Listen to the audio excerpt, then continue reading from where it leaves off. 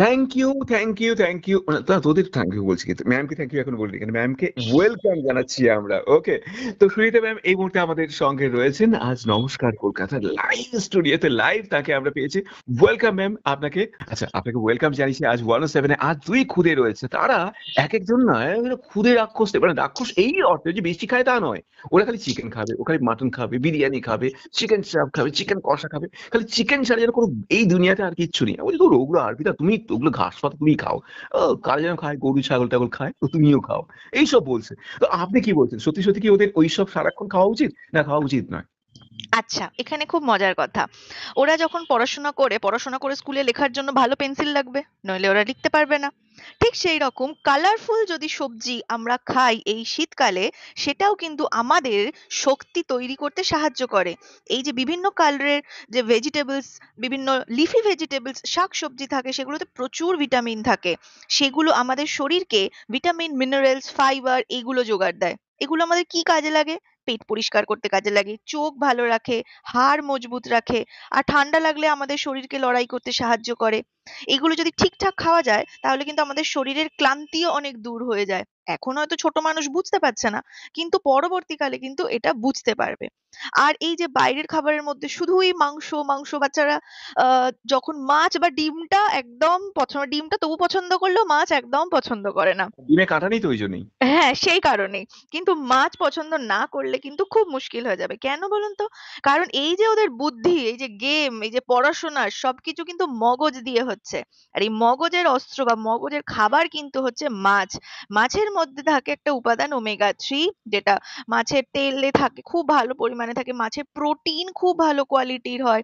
সেই কারণে কি ওরা যদি এটা খেতে পারে তাহলে মগজকে তীক্ষ্ণ রাখে, শক্তি বাড়ায়, চোখ ভালো রাখে। এছাড়া পড়াশোনা, আঁকা, গেম সবকিছুতে একদম সুপারম্যান হয়ে উঠতে পারে। লিফি ভেজিটেবলস আর জল প্রচুর পরিমাণে খেতে হয়।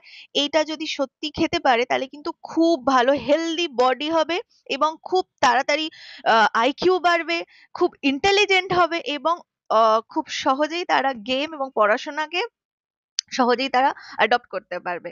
আরেকটা হচ্ছে বাইরের খাবার। বাইরের খাবার খাক, মজা করে বাইরে গেলে আমরা বাইরের খাবার খাবো না কেন? অবশ্যই খাক, কিন্তু সেটা একটু লিমিট রেখে। মানে রোজ রোজ আমরা খাবো না। রোজ রোজ মাকেই বললো, কালারফুল মারা যেভাবে সবজি, মারা যেভাবে নুডলস বাড়িতে বানিয়ে দেয়, মা বাড়িতে বার্গার বানিয়ে দিক, সেগুলো সব ঠিক আছে, বাড়ির খাবারে কোনো অসুবিধা নেই। কিন্তু বাইরের খাবারটা আমরা একটু কম কম খাবো, কারণ ওর মধ্যে সবচেয়ে খারাপ জিনিসগুলো থাকে। কি কি থাকে? তেল, খুব খারাপ তেল থাকে, খুব বেশি পরিমাণে নুন থাকে, খুব বেশি পরিমাণে চিনি থাকে।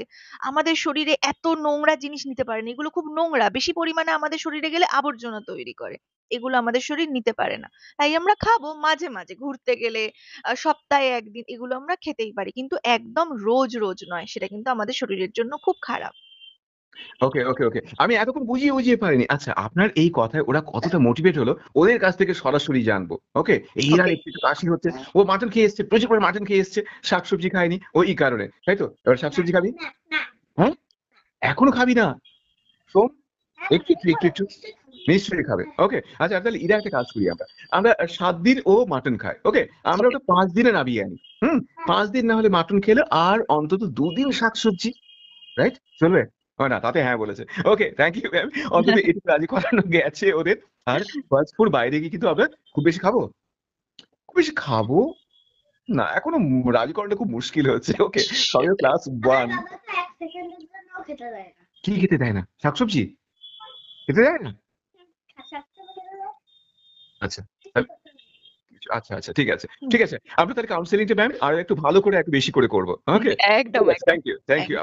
থ্যাংক ইউ আপনাকে। আমাদের সঙ্গে ছিলেন এতক্ষণ নিউট্রিশনিস্ট এবং ডায়েটিশিয়ান সহিতা সিনহা। তার সঙ্গে আমরা কথা বলি। অনেক কিছু জানলাম। আর যেসব বন্ধুরা এই